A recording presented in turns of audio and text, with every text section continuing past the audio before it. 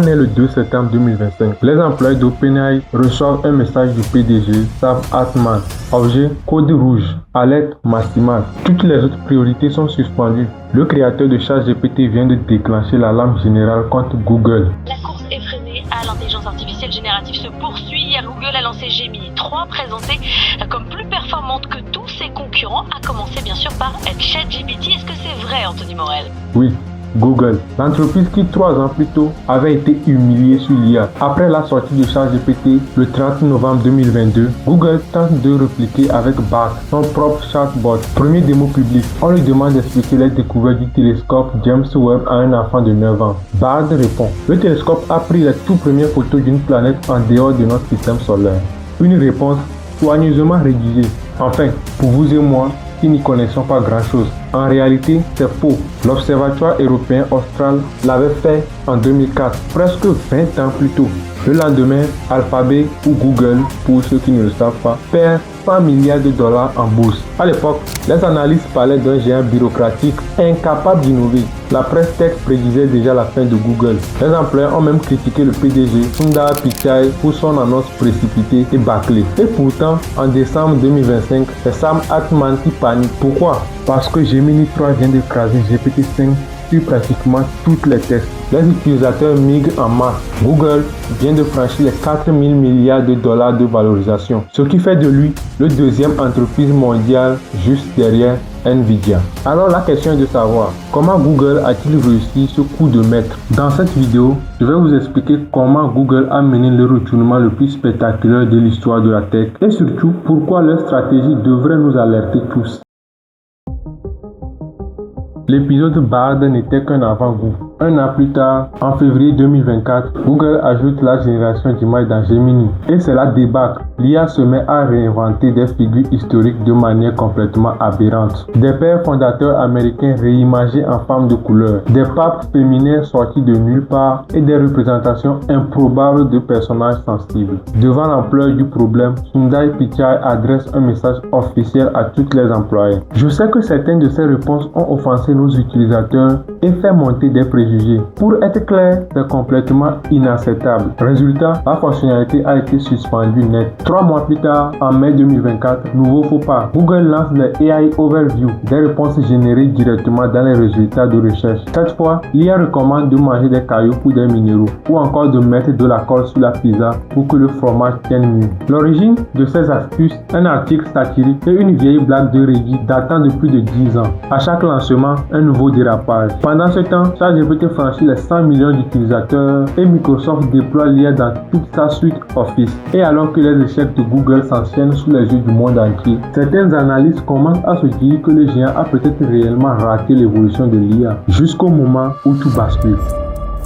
Pour comprendre ce qui s'est réellement joué, il faut arrêter de se focaliser sur les chatbots. Ce n'est qu'un détail, un écran de fumée. L'humiliation publique n'était qu'un façade. En réalité, Google n'a jamais été largué dans l'IA. Depuis plus de 10 ans, l'entreprise injecte des sommes colossales dans la recherche. Dès 2014, il rachète DeepMind, le laboratoire à l'origine d'AlphaGo, un programme capable de battre les meilleurs joueurs du jeu de Go, et AlphaFold, l'IA qui peut prédire la structure des protéines. En 2017, ils introduisent les transformers, l'architecture qui sert aujourd'hui de fondation à tous les modèles d'IA jusqu'à ChatGPT lui-même. Google ne manquait pas de technologie. Ce qui a échoué, ce n'est pas l'innovation, mais la mise en produit. La véritable guerre se joue sur ce qu'on appelle la stack IA. Cette tour complète d'infrastructures qui permettent à l'intelligence artificielle de fonctionner. Pour vous aider à mieux comprendre, on va prendre l'exemple d'une pyramide.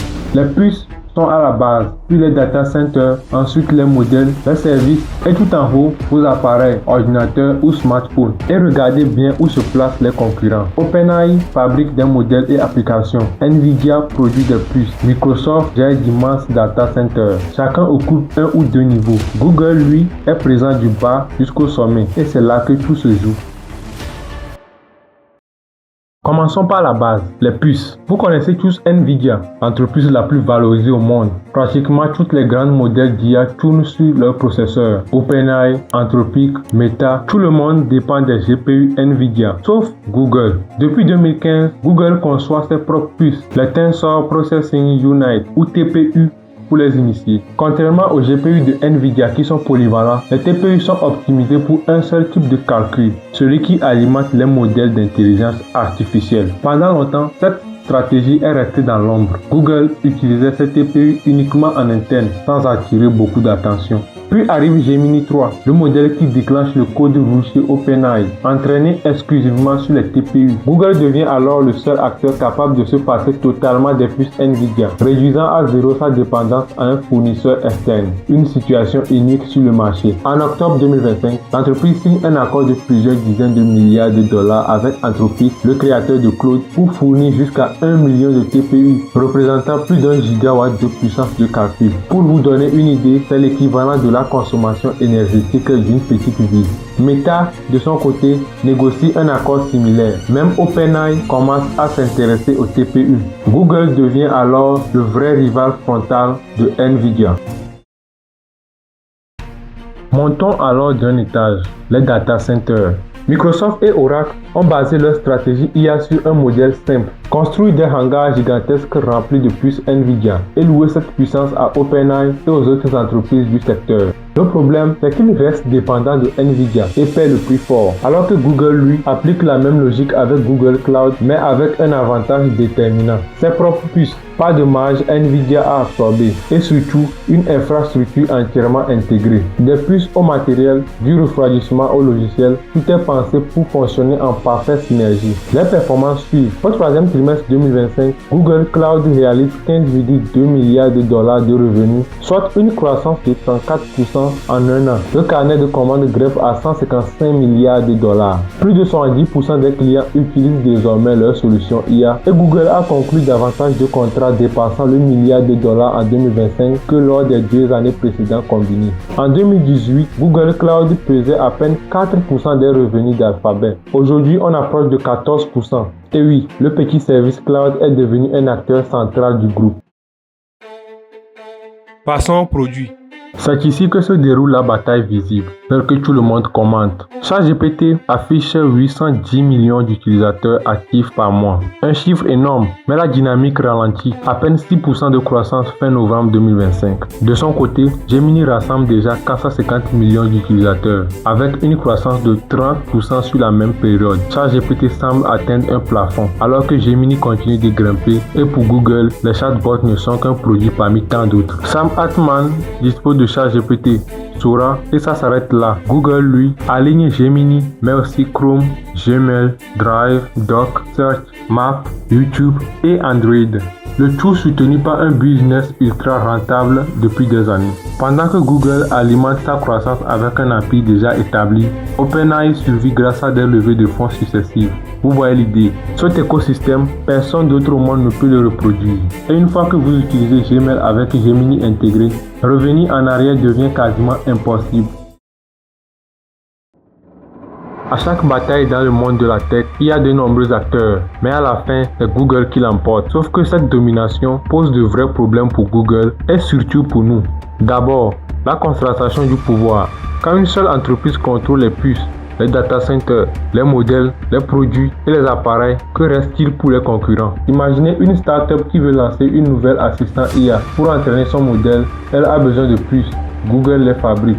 Pour le déployer, elle a besoin de serveurs. Google en possède. Pour toucher les utilisateurs, elle a besoin de distribution. Google contrôle Android, Chrome et Search. À chaque étape, la startup dépend donc directement de son rival.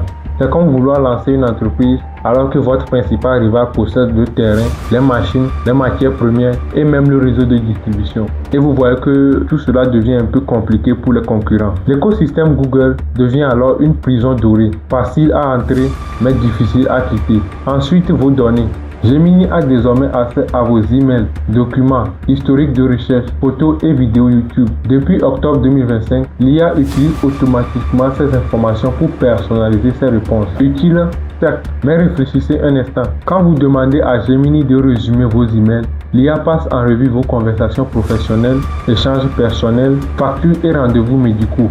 Lorsqu'elle propose une réponse, elle a analysé votre style, vos relations et vos habitudes. Mais où finit la personnalisation et où commence la surveillance? Google assure que ces données restent privées. Privées de qui exactement? Certainement pas de Google. Et l'histoire nous a montré que les promesses de confidentialité peuvent disparaître du jour au lendemain, souvent cachées dans une mise à jour des conditions d'utilisateur que honnêtement, personne ne lit. Enfin, les régulateurs. L'Union européenne garde un œil attentif et le procès antitrust américain n'est pas encore clos.